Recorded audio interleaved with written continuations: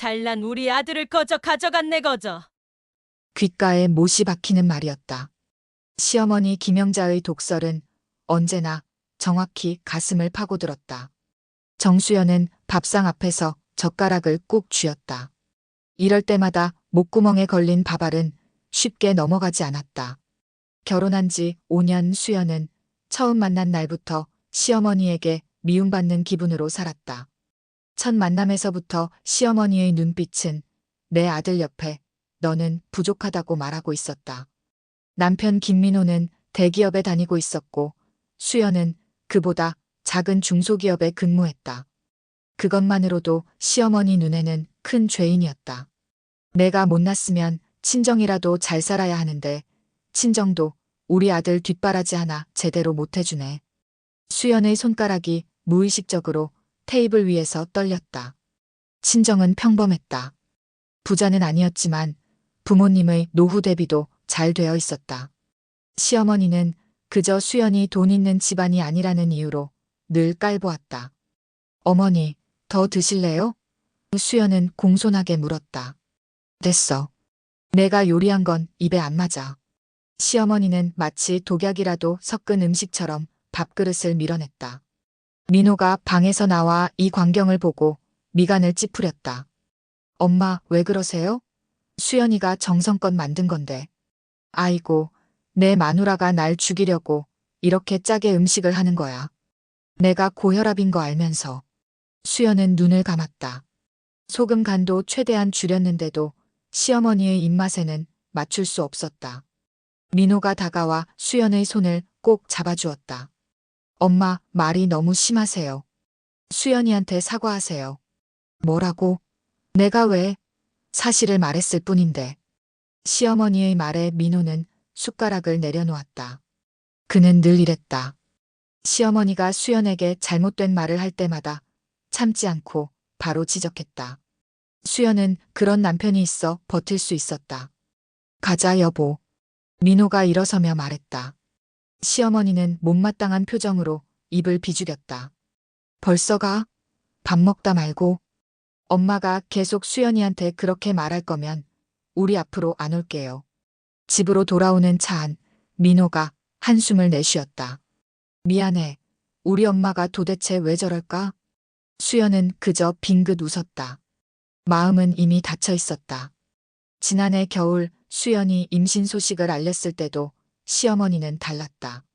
자연 임신에 성공하기까지 많은 노력이 있었지만 시어머니는 그저 늦게 가진 애라며 불만이었다. 초음파 검사 결과 아들인 것을 알게 된 날 시어머니의 말은 더욱 가혹했다. 아들이라고? 아유, 이제야 조상님들 볼 면목이 서는구나. 딸이었으면 내가 뭐라고 할 뻔했어. 민호는 즉시 반박했다. 엄마, 무슨 말씀을 그렇게 해요? 축하한다는 말도 없이 그게 무슨 망언이에요? 결혼한 지가 언젠데 이제야 애가 생겨서 내가 얼마나 가슴 졸였는지 알아? 우리 집안은 대대로 장남이 대를 이어야 하는데 엄마가 자꾸 그런 식으로 말할 거면 나 진짜 엄마 집 안 와요. 손주도 안 보여줄 거고. 수연은 그날의 기억이 떠올라 창밖으로 고개를 돌렸다. 뱃속의 아이를 지키기 위해 화를 억누르며 참았던 순간들. 하지만 그 모든 굴욕을 견딘 이유는 하나였다. 바로 그녀 곁에 있는 남편, 민호 때문이었다. 시어머니의 말은 날카로운 칼날이었지만 민호의 사랑은 더 단단한 방패였다. 수연은 알고 있었다. 어떤 폭풍이 와도 그들은 함께 견뎌낼 수 있을 거라고. 그리고 언젠가는 그녀도 꼭 한 번 제대로 된 한 방을 날릴 날이 올 거라고. 아들 준우가 태어난 지 1년이 지났다. 시어머니는 손자를 예뻐했지만 수연에 대한 태도는 변함없었다. 오히려 손자를 빌미로 더 자주 방문하며 이것저것 간섭했다. 애를 왜 이렇게 키워? 우리 손자 버릇 다 버려. 이런 옷은 애한테 입히면 안 돼. 내가 비싼 옷 사다 줬잖아. 수연은 참을 인자를 가슴에 새기며 하루하루를 버텼다. 민호가 없을 때면 시어머니의 잔소리는 더 심해졌다. 아이 키우는 방식부터 집안일 하는 방식까지 모든 것이 시어머니 눈에는 틀렸다. 그러던 어느 날 밤 아이를 재우고 나온 수연은 거실에서 심각한 표정으로 앉아있는 민호를 발견했다. 무슨 일 있어? 수연이 물었다. 민호는 깊은 숨을 내쉬었다. 여보, 당신에게 말할 게 있어. 그의 목소리에는 망설임이 묻어 있었다. 수연은 남편 옆에 앉았다. 회사를 그만두려고 해. 한순간 침묵이 내려앉았다. 대기업에 다니는 남편이 갑자기 회사를 그만두겠다니. 수연은 당황했지만 최대한 침착하게 물었다. 갑자기 왜? 무슨 일 있었어? IT 보안 관련 사업을 시작하고 싶어. 사실 오래전부터 준비해왔어. 시장 조사도 마쳤고 사업 계획서도 다 만들었어. 민호의 눈빛은 단호했다. 그는 1시간 넘게 자신이 꿈꾸는 사업에 대해 열정적으로 설명했다. 시장 분석부터 초기 투자금, 예상 성장률까지. 준비가 철저했다. 지금이 시작하기 가장 좋은 타이밍이야. 하지만 당신 의견이 중요해. 어떻게 생각해? 수연은 잠시 생각에 잠겼다. 창업은 위험했다. 안정적인 직장을 버리고 불확실한 미래로 뛰어드는 것. 하지만 남편의 열정과 자신감이 느껴졌다. 당신을 믿어. 준비가 철저한 걸 보니 오래 계획했던 거구나. 우리 함께 이겨내자. 민호의 얼굴에 안도의 미소가 번졌다. 그는 수연의 손을 꼭 잡았다. 고마워. 당신이 반대할까봐 걱정했는데. 물론 불안하지 않다면 거짓말이겠지. 그래도 당신이 근거 없이 도전하는 사람이 아니란 걸 알아. 그날 밤 두 사람은 오랜만에 설레는 마음으로 미래를 그렸다. 하지만 현실은 녹록지 않았다. 시어머니에게 이 소식을 전하자 그녀는 발끈했다. 너 미쳤니? 그 좋은 회사를 왜 그만둬? 사업을 아무나 하는 줄 알아? 명절을 맞아 시댁에 방문했을 때였다. 거실에는 시어머니와 민호, 수연, 그리고 동생 지훈까지 모두 모여 있었다. 딸린 가족이 있는데 그런 결정을 했어? 한마디 말도 없이. 어머니, 집사람이랑 충분히 고민하고 결정한 거예요. 몇 년만 고생하면 이 사업 정말 성공할 수 있을 것 같아요. 화살은 다시 수연에게 돌아왔다. 시어머니는 수연을 노려보며 쏘아붙였다. 내가 부추겼니? 멀쩡한 회사 그만두고 헛바람 들게 했어? 며느리 하나 잘못 들어와서 이게 뭐냐? 인내의 한계였다. 수연은 입술을 깨물었다. 하지만 다행히도 민호가 먼저 나섰다. 엄마, 또 이러시네. 제가 결정한 거예요. 수연이 탓하는 거 좀 그만두세요. 정 탓하려면 날 이렇게 키운 엄마를 탓해야지. 왜 남 탓을 해요? 민호가 회사를 그만두고 창업한 지 몇 개월이 지났다. 더 이상 대기업 직원이 아닌 아들은 순식간에 시어머니의 관심 순위에서 밀려났고 여전히 회사를 잘 다니고 있는 작은 아들 지훈이 그 자리를 차지했다. 시어머니의 발길이 뜸해지자 수연은 솔직히 편안함을 느꼈다. 민호는 사업에 모든 열정을 쏟았다. 아침 일찍 나가 밤늦게 돌아오는 날이 많았지만 눈빛만은 이전보다 더 빛났다. 여보, 오늘도 늦게 들어오니? 수연이 전화로 물었다. 미안해. 중요한 클라이언트 미팅이 있어서. 당신이랑 준우 먼저 자. 사업 초기라 수입은 불안정했지만 민호는 포기하지 않았다. 수연은 그동안 모아둔 돈으로 살림을 꾸려나갔다. 남편의 꿈을 위해 절약하는 생활이 때로는 힘들었지만 민호의 열정을 보면 불평할 수 없었다. 그러던 어느 날 저녁, 민호가 무거운 표정으로 돌아왔다. 어머니가 암 진단 받으셨대. 병원에서는 이미 전이가 된 상태라 수술은 의미가 없다고 했다. 방법은 항암 치료뿐이었고 그나마도 완치보다는 생명 연장이 목적이었다. 민호는 전화를 끊자마자 한참을 울었다. 시어머니에게 맞서는 말을 하긴 했지만 그래도 효자였다. 어머니 혼자 계시게 할 순 없겠네. 수연이 한숨을 내쉬었다. 남편은 잠시 수연을 바라보다 고개를 떨궜다. 그래도 우리 집에 모시는 건 당신한테 너무 가혹할 것 같아. 수연은 밤새 고민했다. 자신의 부모님이라면 어땠을까? 당연히 모실 수밖에 없지 않을까? 그렇게 생각하니 결심이 섰다. 다음 날 아침 수연이 먼저 입을 열었다. 여보, 어머님은 우리가 모시는 게 맞겠어. 민호는 놀란 눈으로 수연을 바라봤다. 정말? 나도 그러고 싶었는데 당신이 힘들까봐 말 못했어. 큰 병이잖아. 지금 어머님을 모실 사람이 우리밖에 없잖아. 그렇게 시어머니는 혼자 사시던 집을 정리하고 수연의 집으로 들어왔다. 다행히 2년 전에 태어난 둘째 아이 서연이가 어려 방을 하나 내어줄 수 있었다. 그 뒤로 수연이 시어머니 병원도 모시고 다니고 편찮으실 때마다 열심히 챙겼다. 항암 치료 후 시어머니는 더 예민해졌다. 의사 선생님도 감정 조절이 잘 안 될 거라고 했지만 그 말을 들어도 견디기 어려웠다. 이 죽은 왜 이렇게 싱거워? 병자 입맛도 모르냐? 약 가져오는데 왜 이렇게 오래 걸려? 내가 죽기를 바라나 보지. 수연은 매일 시어머니의 트집에 속으로 울었지만 겉으로는 미소를 잃지 않았다. 아픈 분이라고 스스로에게 위안을 삼았다. 민호는 일 때문에 집에 늦게 들어오는 날이 많았지만 집에 있을 때면 항상 수연의 편을 들어주었다. 엄마, 수연이가 얼마나 힘들게 어머니 간호하는지 아세요? 좀 감사하게 생각하세요. 시어머니는 그럴 때면 입을 다물었지만 민호가 나가면 다시 시작했다. 하지만 수연의 인내심을 가장 크게 시험한 건 4살이 된 준우가 할머니의 태도를 눈치챘을 때였다. 할머니, 왜 엄마한테 맨날 혼내요? 엄마 많이 슬퍼해요. 아이의 말에 시어머니는 잠시 움츠러들었다. 하지만 곧 화제를 돌렸다. 준우야, 할머니가 아프니까 좀 짜증을 내는 거야. 이리 와서 할머니 약 좀 가져다 주렴. 시어머니를 모신 지 1년이 지난 어느 날 갑자기 기쁜 소식이 찾아왔다. 시어머니의 얼굴에 오랜만에 미소가 번졌다.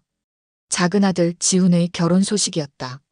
시어머니는 지훈이 결혼할 여자 소연을 마음에 들어했다. 소연은 지훈과 같은 회사에 다니는 사내 커플이었고 부잣집 딸이라고 했다. 둘째 며느리의 아버지가 남양주에 땅이 크게 있단다. 부부가 둘 다 대기업이니까 둘이 합치면 벌써 연봉이 얼마겠니? 걔네는 여유롭게 잘 살 거야. 시어머니의 말에 수연은 그저 미소를 지었다. 이제는 상처받지 않을 만큼 단단해진 탓이었다. 어머니, 좋으시겠네요. 도련님 장가 잘 가셔서. 걔가 시집을 잘 오는 거지. 우리 지훈이가 동기들 중에 제일 승진 빠르다니까. 그러던 어느 날 지훈의 약혼녀 소연이 집에 놀러 오겠다고 했다. 벌써 상견례도 하고 시어머니도 여러 번 만났는데 굳이 또 온다고 했다. 소연이 사교성이 좋은 사람이라고 생각한 수연은 기분 좋게 음식 준비를 시작했다. 시어머니는 수연의 분주한 모습을 보며 투덜거렸다. 뭐 이런 걸 다 해. 그냥 나가서 사 먹으면 되지. 수연은 미소로 받아쳤다. 도련님과 소연 씨가 오는데 성의를 보여야죠. 시어머니와 함께 지내며 배운 건 더 이상 상처받지 않는 법이었다. 하지만 곧 진짜 시험이 시작될 줄은 몰랐다. 네, 사장을 논리적 오류와 호칭 오류 없이 다시 작성하겠습니다. 약속한 시간보다 조금 일찍 지훈과 소연이 도착했다. 수연은 음식을 마무리하다 말고 앞치마 차림으로 현관으로 나갔다. 지훈 씨, 오랜만이에요. 잘 지내셨죠? 네, 형수님. 어머니, 저희 왔어요. 지훈이 크게 외쳤다. 지훈 뒤에는 곱게 화장하고 연분홍 원피스를 입은 소연이 서 있었다. 수연은 결혼 초기에 자신도 그랬던 것처럼 소연의 긴장한 표정을 읽을 수 있었다. 그래서 더 반갑게 맞이해 주었다. 소연 씨, 여기까지 오느라 고생했어요. 어서 들어오세요. 형님, 초대해 주셔서 감사합니다. 이거 받으세요. 소연이 과일 바구니를 내밀었다. 소연의 목소리는 고왔고 웃는 모습도 예뻤다. 상견례 때도 느꼈지만 호감형이었다. 수연은 소연과 지훈에게 마실 것을 내어주고 다시 주방으로 향했다. 음식 금방 준비할게요. 잠시만 앉아 계세요. 혼자서 여러 사람이 먹을 음식을 준비하려니 생각보다 시간이 더 걸렸다. 시어머니는 거실에서 주방에 있는 수연을 재촉했다. 아직 멀었니? 애들 배고프겠다. 이제 다 됐어요. 수연이 대답했다. 그때 소연이 일어났다. 제가 가서 좀 도울게요. 아유, 됐다. 내가 주방에 왜 들어가? 그 애가 알아서 다 할 거다. 시어머니가 만류했다. 그러나 소연은 주방으로 향했다. 주방 구조가 거실에서 안쪽이 잘 안 보이게 되어 있어 수연은 소연이 들어오는 것도 모르고 가스레인지 앞에서 마지막 요리에 집중하고 있었다. 형님. 소연이 부르자 수연은 깜짝 놀라 뒤돌아봤다. 어머, 소연 씨. 깜짝 놀랐네. 손님이 왜 주방에 들어와요? 거실에서 편하게 앉아 계세요. 소연은 대답 없이 주방을 둘러보더니 갑자기 표정이 변했다. 미소 뒤에 숨겨진 차가운 눈빛이 느껴졌다. 형님, 이걸 혼자 다 하신 거예요? 네, 어머님 오시는데 신경 좀 썼어요. 우와, 요즘도 이런 걸 집에서 다 하는 분이 있네요. 소연의 말에는 미묘한 비웃음이 섞여 있었다. 수연은 순간 당황했다. 방금 전까지 보였던 소연의 모습과 지금이 너무 달랐다. 뭐라고요?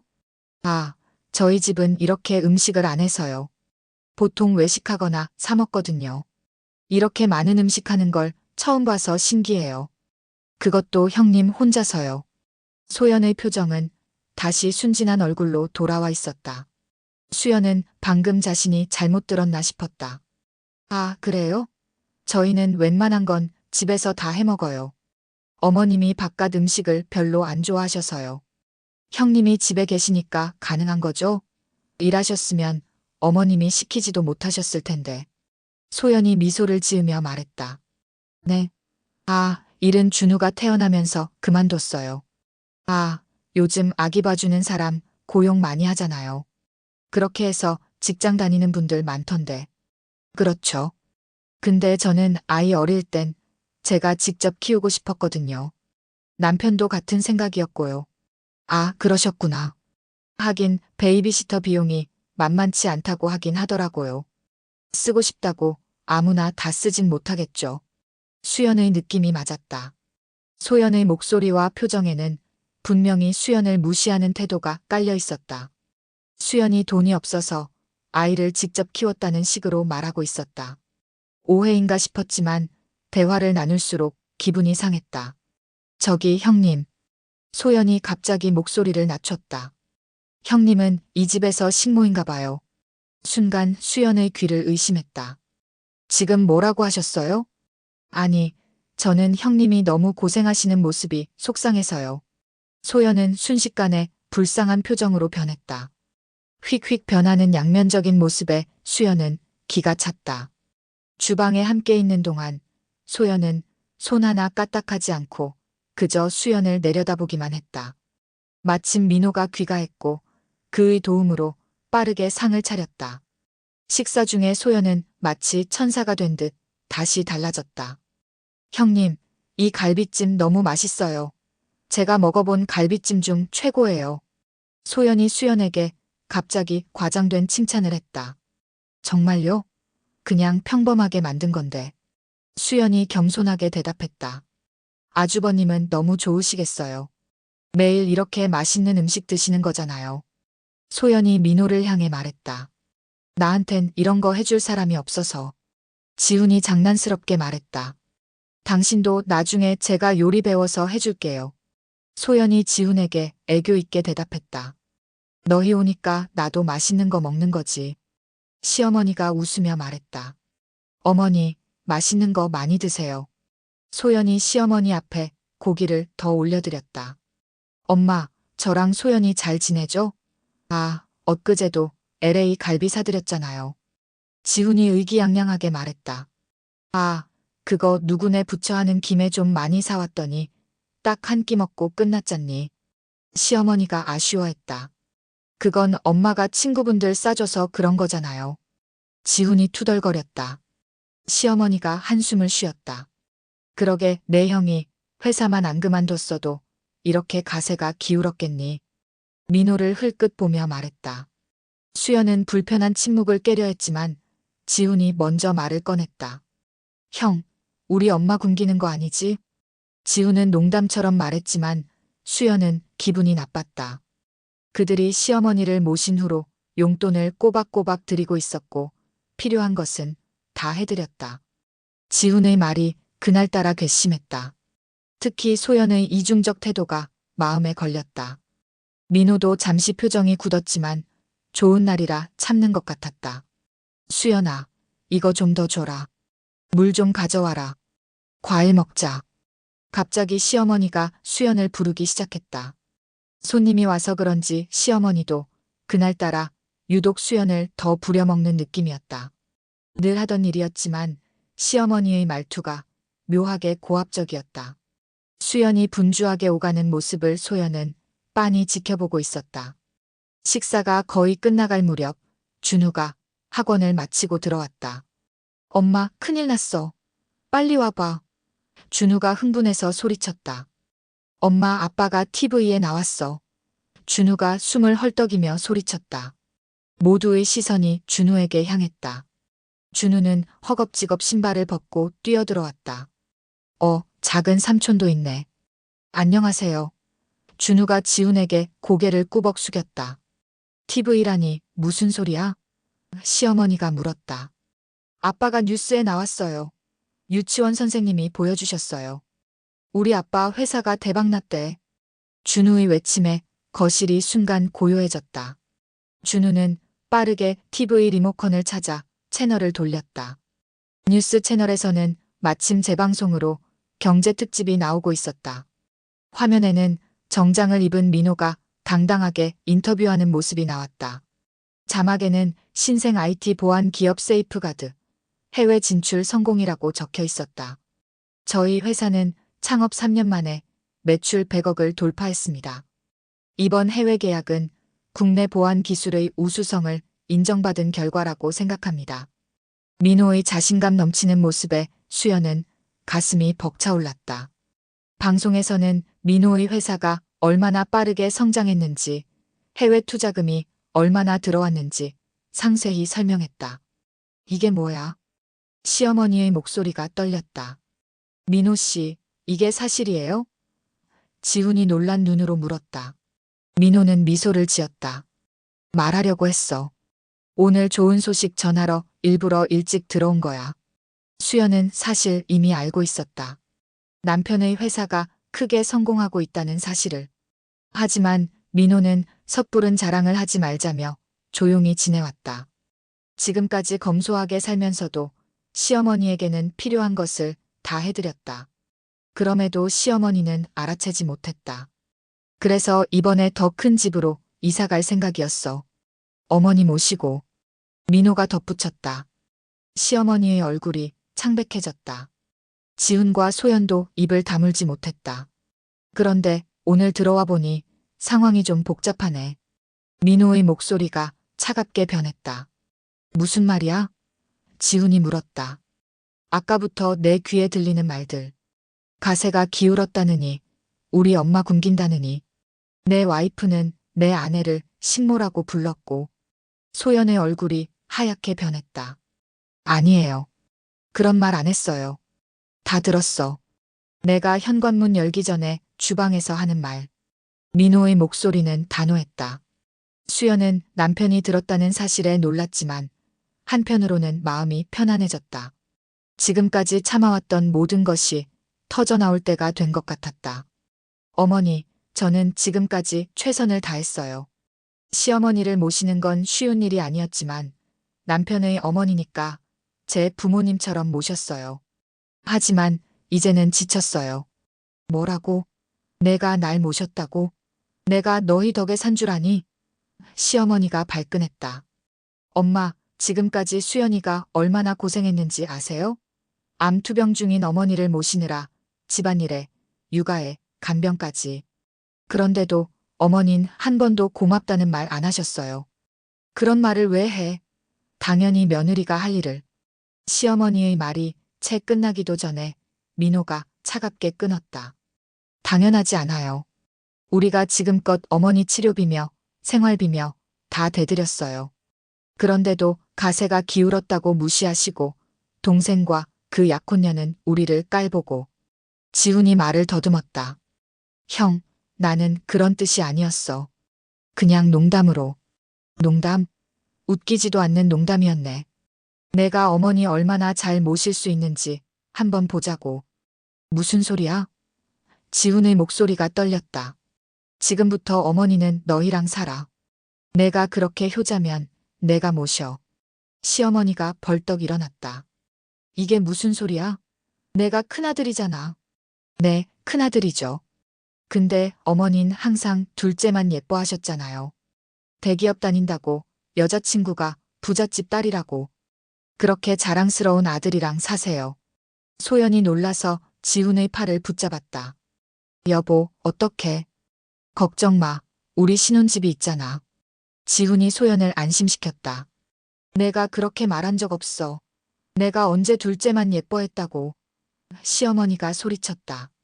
어머니, 제가 회사 그만두고 사업 시작했을 때 하신 말씀 기억나세요? 멀쩡한 회사를 왜 그만두냐. 내 마누라가 부추긴 거냐고 하셨죠. 그리고 그 후로 발길 끊으셨어요. 시어머니는 할 말을 잃었다. 민호가 계속 말했다. 수연아, 짐 싸. 우린 오늘부터 새 집으로 가. 여보, 벌써 계약했어? 응, 깜짝 선물로 준비했어. 우리 애들도 방 따로 쓸 수 있어. 수연의 눈에 눈물이 고였다. 지금까지의 고생이 모두 헛되지 않았다는 생각에 가슴이 뭉클했다. 시어머니는 충격받은 표정으로 앉아 있었다. 지훈이 당황한 목소리로 말했다. 형, 진정해. 우리가 엄마를 어떻게 모셔? 우린 둘 다 일하는데. 그럼 그동안 수연이는 어떻게 했는데? 애들 키우면서 어머니까지 간호했어. 너희도 할 수 있어. 소연이 버럭 소리쳤다. 우리는 못해요. 저는 일도 해야 하고 집안일에 간병까지 어떻게 해요? 아까는 왜 내 아내 보고 식모 취급했어? 내가 못하는 일을 수연이가 다 했거든. 당신 말대로 베이비시터도 못 쓰고. 소연의 얼굴이 새빨개졌다. 민호는 준호와 서연의 손을 잡았다. 애들아, 우리 새 집으로 가자. 짐은 내일 가지러 올게. 안 돼. 내가 어디로 가? 시어머니가 소리쳤다. 어머니는 지훈이네 집에 가세요. 아니면 원래 살던 집으로 돌아가시든지. 선택은 어머니 몫이에요. 시어머니의 얼굴이 일그러졌다. 지훈이 어머니의 손을 잡았다. 엄마, 일단 우리 집으로 가요. 제가 어떻게든 할게요. 수연은 마지막으로 시어머니를 바라봤다. 미안한 마음도 있었지만 이제는 자신과 가족을 위한 선택을 할 때였다.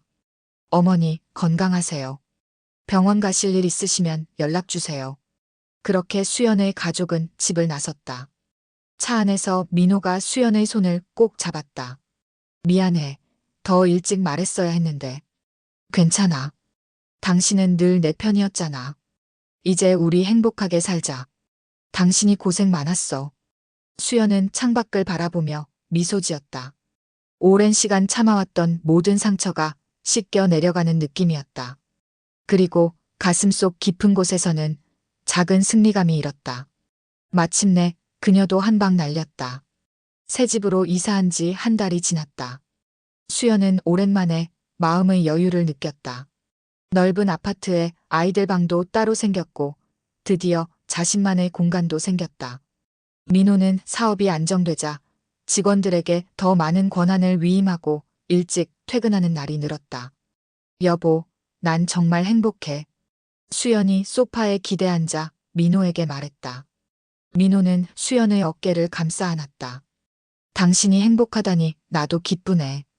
평화로운 일상이 이어지는 가운데 예상치 못한 전화가 왔다. 지훈이었다. 형수님, 죄송합니다만 시간 되시면 저 좀 만나주실 수 있을까요? 수연은 잠시 망설였지만 결국 만나기로 했다. 지훈은 집 근처 카페에서 초조한 얼굴로 수연을 기다리고 있었다. 형수님, 먼저 사과드려야 할 것 같아요. 그날 정말 죄송했습니다. 수연은 차분하게 대답했다. 괜찮아요. 이제 다 지난 일이에요. 아니에요, 형수님. 제가 정말 잘못했어요. 지훈의 목소리가 떨렸다. 제가 어머니와 한 달 살아보니 이제야 형수님이 얼마나 고생하셨는지 알겠어요. 수연은 지훈의 얼굴을 자세히 살폈다. 한 달 전보다 훨씬 야위었고 눈 밑에 다크서클이 짙게 내려앉아 있었다. 어머니 건강은 어떠세요? 암 치료는 계속하고 계시지만 많이 힘드세요. 그리고 지훈은 말을 고르는 듯 했다. 그리고요? 소연이와 제가 거의 매일 싸워요. 소연이는 어머니 돌보는 일이 너무 힘들다고 불평하고 어머니는 소연이가 며느리 노릇을 제대로 못한다고 하시고 수연은 쓴웃음을 지었다. 자신이 겪었던 일들이 이제 지훈과 소연에게 일어나고 있었다. 저도 이제 이해가 돼요. 형수님이 왜 그렇게 참으셨는지. 하지만 저희는 못할 것 같아요. 지훈의 고백에 수연은 묘한 감정을 느꼈다. 통쾌함과 연민이 뒤섞인 기분이었다. 소연 씨는 어떻게 지내요? 회사 그만뒀어요. 어머니 돌보느라 일을 병행하기 어렵다고. 그런데 집에 있으니까 더 스트레스 받는 것 같아요. 저도 퇴근 후에 어머니 병원 모시고 다니느라 힘들고.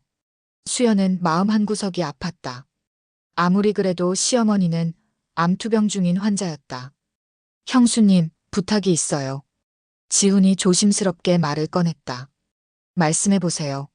어머니를 다시 모셔주실 수 없을까요? 수연은 예상했던 질문이었지만 그래도 잠시 말을 잇지 못했다. 지훈 씨, 제가 어머니 생활비는 다 책임질게요. 의료비도 드리고요. 그리고 형수님 도와드릴 가정부도 고용해드릴게요. 제발요. 지훈의 간절한 목소리에 수연은 복잡한 감정이 들었다. 그때 카페 문이 열리고 소연이 들어왔다. 수연을 보자마자 고개를 숙였다. 형님, 안녕하세요. 소연의 목소리는 지난번과 달리 자신감이 없었다. 소연 씨, 많이 야위었네요. 네. 형님, 저 진심으로 사과드리고 싶어요. 제가 너무 교만했어요. 형님이 하신 일이 얼마나 대단한 건지 이제야 알겠어요. 소연의 눈에 눈물이 고였다. 수연은 그녀의 손을 잡아주었다. 힘들죠? 네. 정말 힘들어요.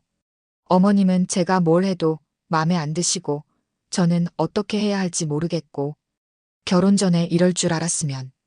소연이 말을 흐렸다. 수연은 소연의 심정을 이해했다. 자신도 그랬으니까. 형님, 제발 도와주세요. 제가 잘못했어요. 다시는 형님을 무시하지 않을게요. 제가 겪어보니 형님은 정말 대단하신 분이에요. 지훈이 덧붙였다. 형수님, 어머니도 많이 반성하고 계세요.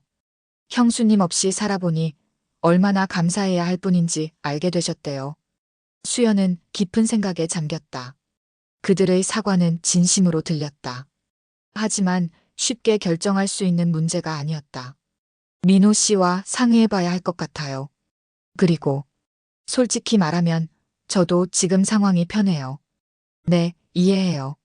제가 너무 큰 부탁을 드렸네요. 지훈이 풀이 죽은 목소리로 말했다. 수연은 일어서며 말했다. 일단 어머님께 안부 전해주세요. 남편과 상의하고 연락드릴게요. 집으로 돌아오는 길 수연은 마음이 복잡했다.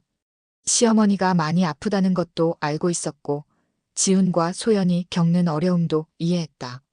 그러나 자신과 가족의 평화도 중요했다. 저녁 식사 후 수연은 민호에게 오늘 있었던 일을 이야기했다. 어떻게 생각해요? 수연이 물었다. 민호는 잠시 생각하더니 대답했다. 당신 의견이 중요해. 당신이 어떻게 하고 싶은지에 따를게. 솔직히 다시 모시는 게 쉽지는 않을 것 같아요. 하지만 어머님이 많이 아프신 것도 사실이고. 민호는 수연의 손을 잡았다. 무슨 결정을 내리든 내가 당신 편이야. 어머니를 다시 모시기로 해도 예전처럼은 안 될 거야. 가정부도 쓰고 지훈이도 책임지게 할 거고.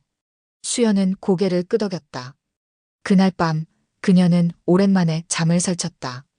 다음 날 아침 수연은 결심했다. 시어머니를 만나러 가기로 한 것이다. 지훈의 집에 도착하자 소연이 반갑게 맞이했다. 형님, 오셨군요. 들어오세요. 집안은 어수선했다. 소연이 부끄러운 듯 말했다. 정리를 잘 못해서요. 시어머니는 거실 소파에 앉아 있었다. 항암 치료 때문인지 훨씬 더 야위었고 기력이 없어 보였다. 수연을 보자 시어머니의 눈에 눈물이 고였다. 어머니, 안녕하세요. 건강은 어떠세요? 수연이 조심스럽게 물었다. 시어머니는 수연의 손을 덜덜 떨리는 손으로 잡았다. 수연아, 미안하다. 정말 미안해. 시어머니의 눈물에 수연의 마음도 무너졌다. 다정하게 시어머니의 손을 잡아주며 그녀는 말했다. 어머니, 괜찮아요. 어머니도 많이 힘드셨을 거예요. 시어머니는 고개를 저었다. 아니다. 내가 얼마나 힘들었을지 이제야 알겠구나. 내가 너무 이기적이었어. 수연은 시어머니의 상태를 살폈다. 한 달 만에 몇 년은 더 늙어 보였고 항암 치료 탓인지 머리카락도 많이 빠져 있었다. 팔은 더 가늘어져 점점 생기를 잃어가는 것 같았다. 수연의 마음이 아팠다. 어머니, 약은 잘 드시고 계세요? 병원은 정기적으로 가고 계시고요? 응. 지훈이가 데려다 주긴 하는데 그 애도 바쁜데 매번 미안해서. 소연이 머뭇거리며 입을 열었다. 형님, 저희가 많이 부족해서요. 회사 일도 있고 집안일도 서툴러서 어머님께 제대로 해드리지 못하고 있어요. 지훈이 숙인 고개를 들었다. 형수님, 어머니를 다시 모셔주실 수 있을까요? 제가 모든 비용을 책임질게요. 가정부도 고용하고 매주 찾아뵙고. 시어머니가 고개를 저었다. 아니야. 내가 수연이한테 그렇게 못되게 굴었는데 어떻게 다시 가겠니? 그냥 여기서 지낼게. 수연은 깊은 숨을 내쉬었다. 복잡한 감정이 가슴을 채웠다. 한편으로는 시어머니와 지훈 부부가 겪는 어려움에 연민을 느꼈고 다른 한편으로는 그동안의 상처가 아직 완전히 아물지 않았다. 어머니, 솔직히 말씀드리면 저도 처음에는 많이 힘들었어요. 어머니의 말씀 한마디에 상처받기도 했고요. 시어머니의 눈에 눈물이 고였다. 미안하다. 정말 미안해. 하지만 어머니, 제가 그때 참을 수 있었던 건 민호 씨가 항상 제 편이 되어줬기 때문이에요. 소연 씨도 지훈 씨의 지지가 필요할 거예요. 지훈이 고개를 끄덕였다. 네, 이제 알겠어요. 제가 소연이를 더 도와야 했는데 회사 일에만 집중했던 것 같아요. 수연은 시어머니의 손을 꼭 쥐었다. 어머니, 제가 다시 모셔갈게요. 하지만 몇 가지 약속이 필요해요. 시어머니의 눈이 희망으로 빛났다. 뭐든지 말해라. 첫째, 어머니가 불편하시거나 마음에 안 드시는 게 있으면 직접 저에게 말씀해 주세요. 뒤에서 구시렁대지 마시고요. 그럴게, 약속할게. 둘째, 지훈 씨도 정기적으로 어머니를 찾아와서 함께 시간을 보내야 해요. 휴일마다 와서 어머니와 함께 지내는 거예요. 지훈이 얼른 대답했다. 당연하죠. 매주 찾아뵙고 병원도 제가 모시고 다닐게요. 셋째, 가정부를 고용해서 집안일을 도와주게 할 거예요. 그 비용은 지훈 씨가 부담하고요.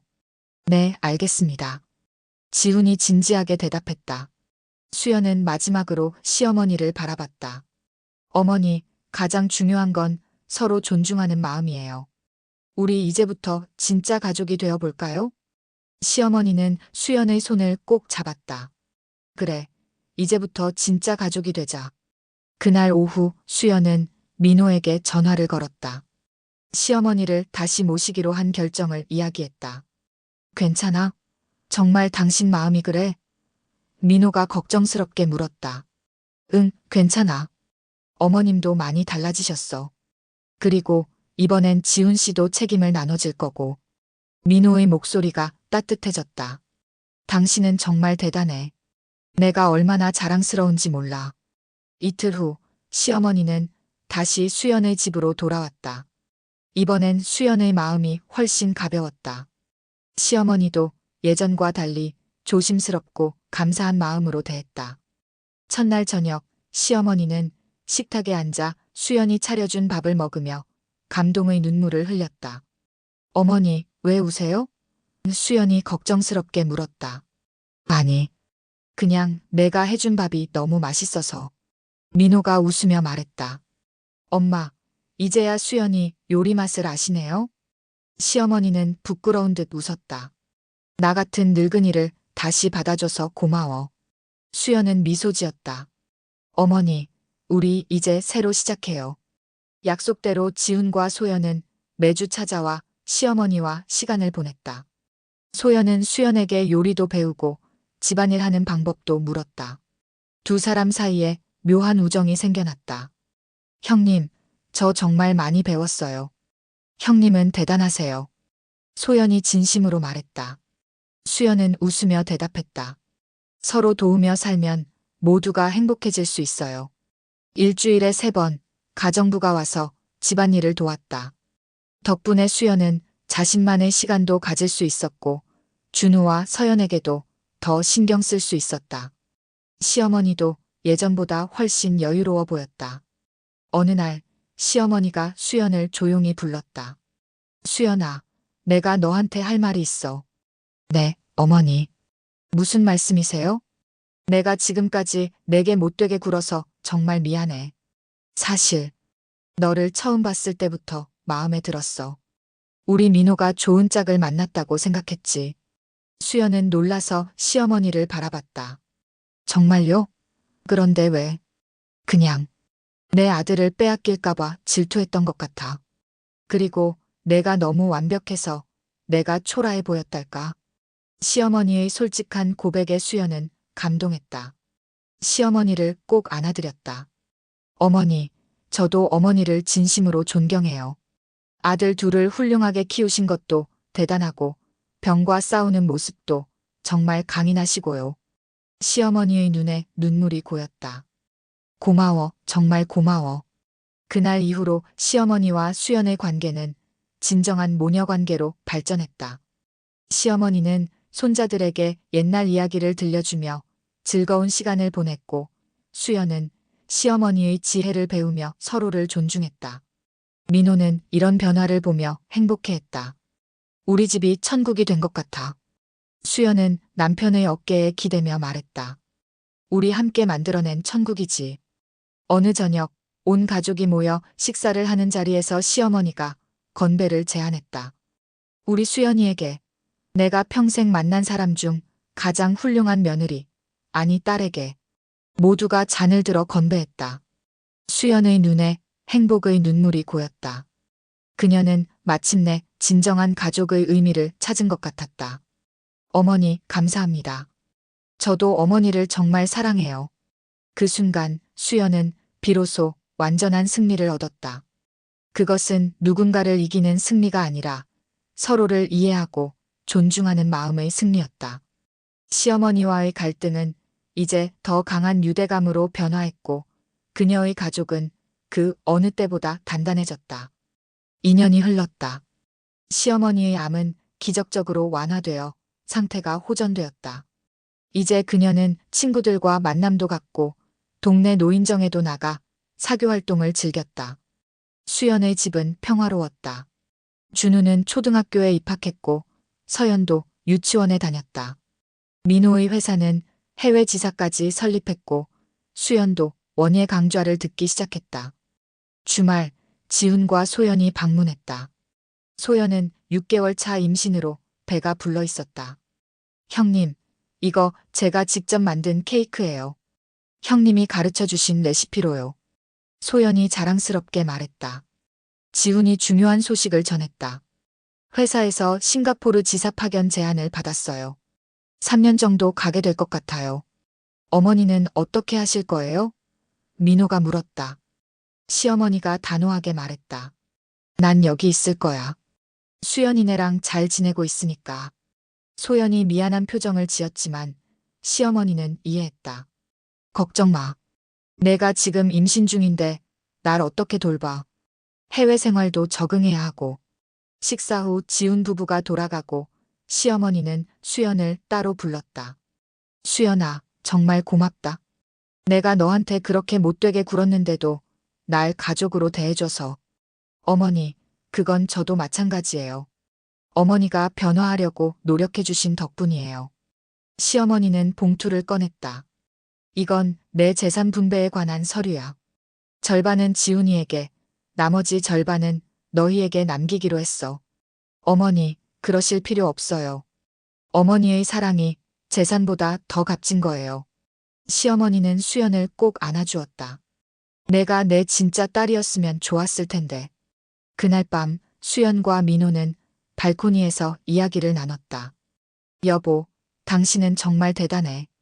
이 모든 상황을 아름답게 만들어냈잖아. 민호가 말했다. 그건 우리 모두의 노력 덕분이에요. 사람은 변할 수 있어요.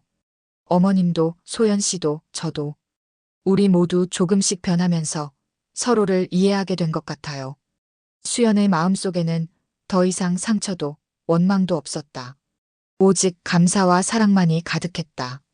시어머니와의 갈등은 이제 더 강한 유대를 만들어준 과정일 뿐이었다. 여보, 행복해요? 민호가 물었다. 수연은 환하게 웃으며 대답했다. 네, 정말 행복해요. 이 세상에서 가장 행복한 사람이에요. 오늘의 이야기는 여기까지입니다. 여러분의 구독과 좋아요는 영상 제작에 큰 힘이 됩니다. 구독과 좋아요 부탁드립니다.